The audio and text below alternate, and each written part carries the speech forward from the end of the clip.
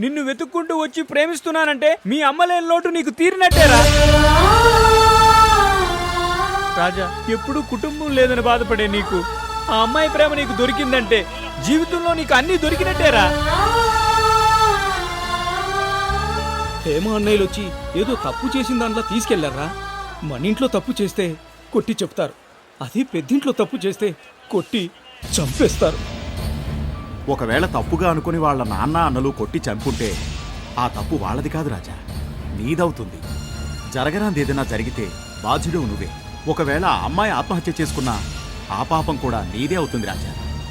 ఒక్క విషయం రాజా, నువ్వు ఆ అమ్మాయిని ప్రేమించకపో, కనీసం ఆ అమ్మాయి బతికుందో లేదో ఒక్కసారి చూసి చెప్పు, మేమైనా సంతోషిస్తాం.